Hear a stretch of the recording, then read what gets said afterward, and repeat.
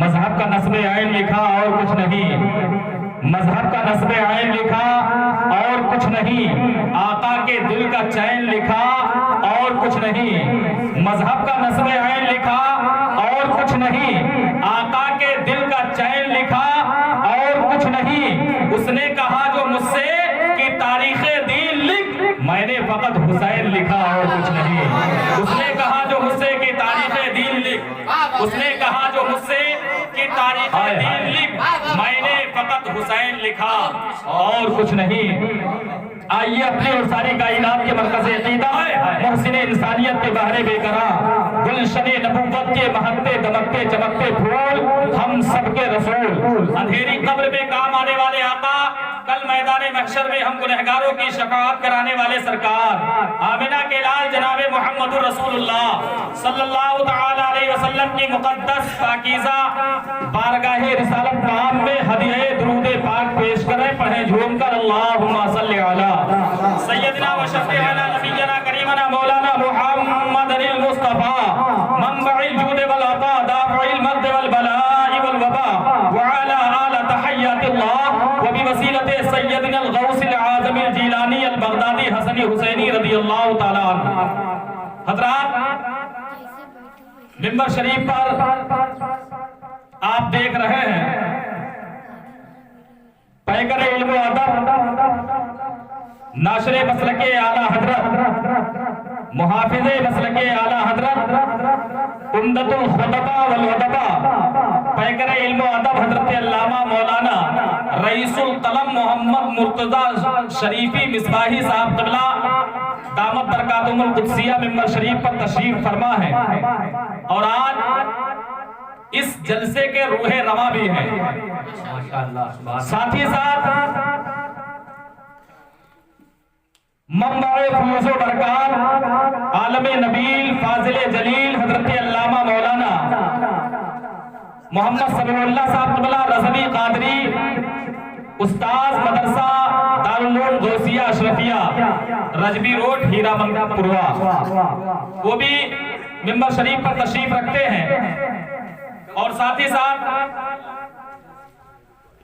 مداح خیر الانام، مداح آل پیمبر، ثناخوان مصطفیٰ محترم جناب یوسف رضا کانپوری اور شہنشاہ ترنم بلبل باغ رضا محترم اظہر نوری صاحب، اور حافظ و قاری محمد عامر رضا اظہری، نقیب اہل سنت جناب اکرم رضا طوفانی، اور مولانا مبارک صاحب، یہ جملہ احباب اہل سنت منبر شریف پر تشریف رکھتے ہیں۔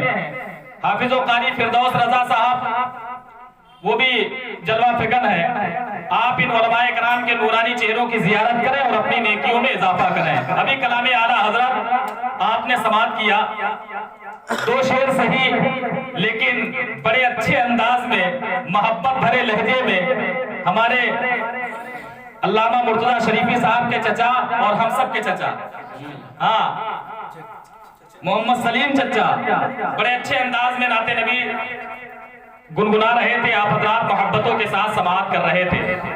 حضرات اللہ رب العزت نے قرآن پاک میں ارشاد فرمایا، ان الذین قالوا ربنا اللہ ثم استقاموا تتنزل علیہم الملائکہ، بے شک وہ لوگ جنہوں نے کہا ہمارا رب اللہ ہے، پھر ثابت قدم رہے، ان پر ملائکہ کا نزول ہوا کرتا ہے۔ میرے ملت کے نوجوانوں، آج یہ جشن غوث الورا جو حضرت علامہ مرتضی صاحب نے اپنے کارخانے میں جس پروگرام کا انعقاد کیا ہے، اور آج الحمدللہ عرص حضور احسن العلماء کی تمام تر فیوز و برکات آج آپ حاصل کریں گے، اور الحمدللہ احسن العلماء سرکار کا فیضان صرف آج مارہنا تک محدود نہیں، بلکہ دنیا کے کونے کونے میں جہاں جہاں دیوانے ان کی یاد منائیں گے، انشاءاللہ حسن العلماء کا فیضان وہاں ان کو ملے گا۔ یقیناً آج ہم سرکار حسن العلماء کے فیضان سے مالا مال ہوں گے۔ ابھی آپ دیکھیں گے تھوڑی ہی دیر میں علماء کرام کا اور سادات کرام منبر شریف پر جلوہ فکر ہوگا، ان کے چہروں کی زیارت کریں گے اور اپنی نیکیوں میں آپ اضافہ کریں گے۔ حضرات، سرکار غوث اعظم رضی اللہ تعالیٰ عنہ کی بارگاہ میں خراج عقیدت پیش کرنے کے لیے، سرکار احسن العلماء کی بارگاہ میں نذرانہ محبت پیش کرنے کے لیے آج ہم سب حاضر ہوئے ہیں۔ کون غوث اعظم؟ جنہوں نے مردے کے اوپر اپنا ہاتھ پھیر دیا تو وہ زندہ ہو گیا۔ آؤ ذرا دیکھیں غوث اعظم، سرکار غوث اعظم کا پورا گھرانہ، الحمدللہ پورا گھرانہ ولی اور ابن ولی ہے۔ حضرات، سرکار غوث اعظم پہلی رمضان، یکم رمضان 470 ہجری کو دن جمعہ کا، سرکار غوث اعظم جب اپنی والدہ ام الخیر فاطمہ کے گود میں تشریف لائے، آپ کے والد بزرگوار حضرت ابو صالح موسیٰ جنگی دوست، جن کے گھر میں آپ تشریف لائے، اور جب تھوڑا سا آپ بڑے ہوئے تو سرکار غوث اعظم رضی اللہ تعالیٰ عنہ کو آپ کے گھر والوں نے علم دین مصطفیٰ حاصل کرنے کے لیے مدرسے میں داخلہ کرایا۔ مدرسے میں آج ہم بھی سرکار غوث اعظم سے محبت کرتے ہیں تو ہم کو چاہیے کہ ہم سرکار غوث اعظم کے کردار اور ان کے تمام تر ان کے فرمان پر ہم عمل کریں۔ آپ ذرا دیکھیں، سرکار غوث اعظم جب تھوڑا سا بڑے ہوئے تو سب سے پہلے آپ کو مدرسے کے حوالے کیا گیا، علم دین سیکھنے کے لیے، قرآن کی تعلیم کے لیے۔ مدرسے میں جب داخلہ ہوا، سرکار غوث اعظم استاذ کے سامنے گئے، استاذ نے کہا پڑھو بیٹا اعوذ باللہ من الشیطان الرجیم۔ سرکار غوث اعظم نے چھوٹی سی زبان سے پڑھا اعوذ باللہ من الشیطان الرجیم۔ اب ظاہر سی بات ہے، میرے آقا غوث اعظم تو ولی ہیں، ماں کے شکم پاک سے ہی ولی بن کر کے تشریف لائے، ماں کے شکم سے ہی ولی بن کر کے اس دنیا میں تشریف لائے۔ سرکار غوث اعظم نے اعوذ باللہ من الشیطان الرجیم پڑھا، پھر مولوی استاد نے کہا پڑھو بسم اللہ الرحمن الرحیم۔ سرکار غوث اعظم نے بسم اللہ شریف پڑھا، بغیر کہے ہوئے میرے شیخ نے عبد القادر جیلانی نے 18 پارہ اپنے استاذ کو سنا دیا۔ 18 پارہ جب اپنے استاذ کو سنا دیا، آپ کے استاذ نے کہا اے لخت جگر، اے نور نظر، یہ تو بتاؤ کہ یہ تم نے 18 پارہ اس عمر میں کیسے یاد کر لیے؟ تو سرکار غوث اعظم فرماتے ہیں کہ میری والدہ دنیا کا کام اس وقت تک نہیں کرتی تھی، فجر کی نماز کے بعد جب تک وہ قرآن کے 18 پارے یا تلاوت نہیں کر لیا کرتی تھی۔ میں اپنے ماں کے شکم میں رہ کر کے قرآن کی تلاوت سنتے سنتے میں نے 18 پارہ اپنے ماں کے پیٹ میں حفظ کر لیا۔ میرے ملت سبحان اللہ، زندہ باد۔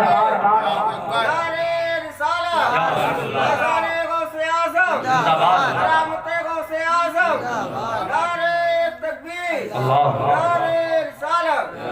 18 پارے کا حافظ ہو کر کے اس دنیا میں آنے والا سرکار غوث اعظم، جن کے بارے میں شیخ سعدی فرماتے ہیں غوث اعظم درمیان اولیاء جو محمد درمیان انبیاء۔ غوث اعظم اولیاء کے درمیان ایسے ہی ہے جیسے میرے نبی انبیاء کے درمیان مقام رکھتے ہیں۔ میرے ملت کے نوجوانوں، آؤ ذرا دیکھیں سرکار غوث اعظم رضی اللہ تعالیٰ عنہ کی ایک واقعہ میں بتا کر کے اور ایک پیغام بھی دینا چاہتا ہوں۔ اور حضرات گرامی، میں اکثر و بیشتر جب بھی کہیں بولتا ہوں یا کہیں بھی رہتا ہوں، مسجد ہو یا کوئی جلسہ، جب بھی میں واعظ و نصیحت کرتا ہوں تو میں ضرور ایک پیغام دیتا ہوں، وہ پیغام ذرا ملاحظہ کریں۔ سرکار غوث اعظم ہے رضی اللہ تعالیٰ عنہ، بغداد کی سرزمین ہے، میرے آقا خانقاہ قادریہ میں جلوہ فکر ہے، اپنے مریدوں کے ساتھ تشریف فرما ہے۔ اچانک ایک دیوانہ آیا، آنے کے بعد سرکار غوث اعظم کی بارگاہ میں سلام پیش کیا۔ سلام و کلام ہونے کے بعد اس دیوانے نے کہا اے عبد القادر جیلانی، اے غوث اعظم، میں آپ کا مرید ہونا چاہتا ہوں، میں آپ کا مرید ہونا چاہتا ہوں، آپ مجھے مرید کر لیجئے۔ سرکار غوث اعظم فرماتے ہیں میں تو مرید کرتا ہی ہوں، تم اپنے ہاتھ کو بڑھاؤ میں تمہیں بھی مرید کر لیتا ہوں۔ تو اس شخص نے کہا اے عبد القادر جیلانی، مرید ہونے سے پہلے میری 2 شرطیں ہیں، وہ آپ کو ماننی پڑے گی۔ جب میں اپنا ہاتھ آپ کے ہاتھ پہ دوں گا، سرکار غوث پاک فرماتے ہیں بتاؤ تمہاری شرطیں کیا ہے؟ وہ دیوانہ عرض کرتا ہے غوث اعظم کی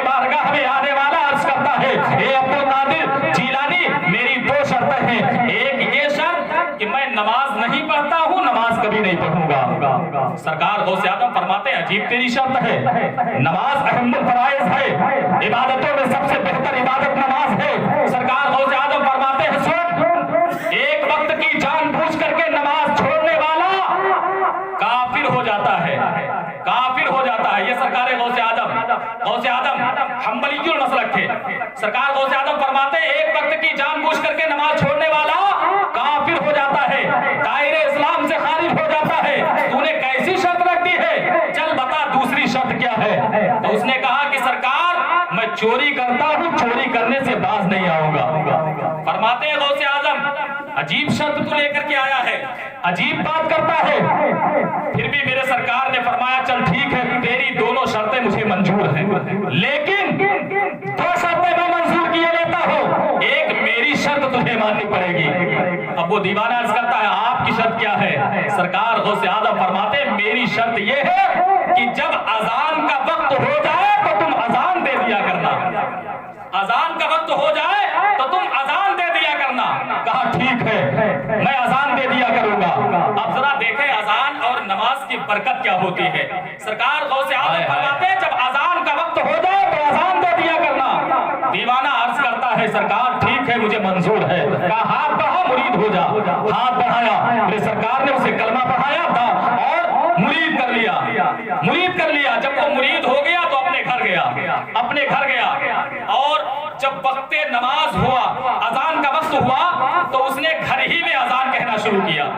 अजान कहा, फिर जब अजान का वक्त आया, दूसरी अजान का वक्त आया, फिर उसने अजान कहा, तीसरी वक्त अजान का वक्त आया, फिर उसने अजान कहा। 3 दिन तक वो घर में अजान कहता रहा, अजान कहता रहा। अब बीवी आई, आने के बाद कहती है मेरे शौहर तुम अजान पे अजान दिए जा रहे हो, घर में बातें हो रहे हैं, घर में कुछ पकाने के लिए नहीं है, घर में कुछ खाने के लिए नहीं है, कब तक तुम अजान देते रहोगे, चोरी कब करोगे, चोरी करके लाओ ताकि कुछ खाने के लिए जो है बच्चों का इंतजाम किया जाए। अल्लाहु अकबर। तो शौहर ने सोचा कि अब कौन सा वक्त निकाले जो हम चोरी करें, कौन सा वक्त निकाले चोरी का। जोहर के बाद जाते हैं तो असर की अजान देनी है, असर के बाद जाते हैं तो मगरिब की अजान देनी है, मगरिब के बाद जाते हैं तो ईशा की अजान देनी है। अल्लाहु अकबर। वो सोचने लगा, फिर कहता है कि चलो ईशा की अजान दे करके जाएंगे, ईशा और फजर में काफी जो है वक्त मिल जाता है। ईशा के बाद जाएंगे, चोरी करके आ जाएंगे, फजर का वक्त होगा तो अजान दे देंगे। उसने इरादा बनाया, ईशा की नमाज के बाद निकला, बगदाद में जो सबसे बड़ा महल था उस महल के करीब पहुंचा। पहुंचने के बाद छलांग लगाई, आंगन में गिरा। आंगन में जाने के बाद उसने देखा जब दरवाजा बंद है तो उसने दरवाजा खोला, अंदर देखा कि सोने और चांदी के बहुत सारे सिक्के मौजूद हैं, खजाना मौजूद है।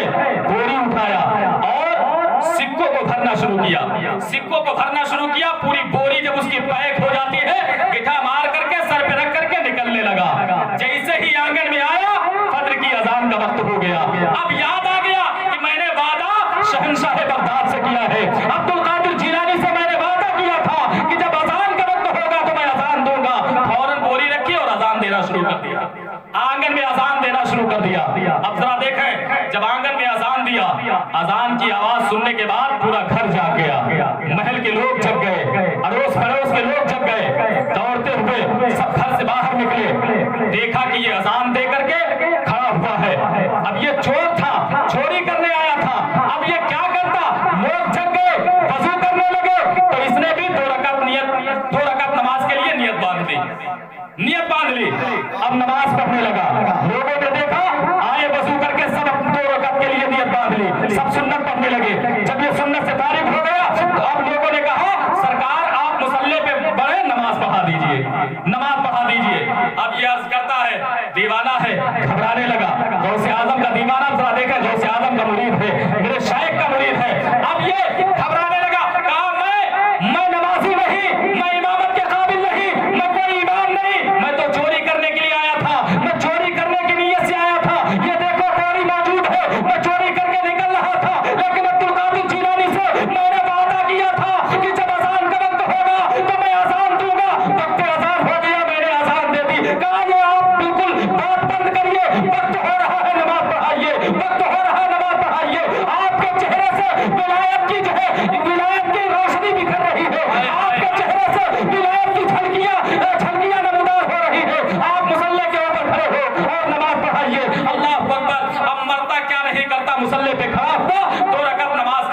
نیت باندھ لی. جب نیت باندھ لی, نماز سے فارغ ہوا تو لوگ ہاتھ اور پیر چھوڑنے لگے, ہاتھ اور پیر چھوڑنے لگے. اب ذرا دیکھیں وہ شخص نماز پڑھا رہا ہے, لوگ ہاتھوں پیر چھوڑ رہے ہیں, لوگ ہاتھوں پیر چھوڑ رہے ہیں. ادھر میرے شیخ عبد القادر جیلانی اپنی خانقاہ میں مریدوں کے درمیان بیٹھ کر کے مسکراتے جا رہے ہیں اور ارشاد فرما رہے ہیں, لوگوں دیکھو دیکھو, میں اس کی 2 مان کے نہ پھنسا, وہ میری 1 مان کے پھنس گیا. میں اس کی 2 مان کے نہ پھنسا, میری 1 مان کے پھنس گیا. اب میرے شیخ کہتے جا رہے ہیں, مسکراتے جا رہے ہیں, لوگ اس کے دامن کو پکڑ کر کے ساروں قطار رو رہے ہیں اور عرض کر رہے ہیں کہ چلو چلو شیخ عبد القادر جیلانی کی بارگاہ میں مجھے بھی لے چلو, میں بھی اکتساب فیض حاصل کرنا چاہتا ہوں. اب وہ نکلا, اب ہاتھ پیر لوگوں نے چوما. اب ذرا دیکھیں تو اس نے دل میں سوچا جب 2 رکعت نماز کا یہ عالم ہے کہ 2 رکعت نماز پڑھی تو آج یہ پوری قوم میرے ہاتھ پیر چھوڑنے لگی.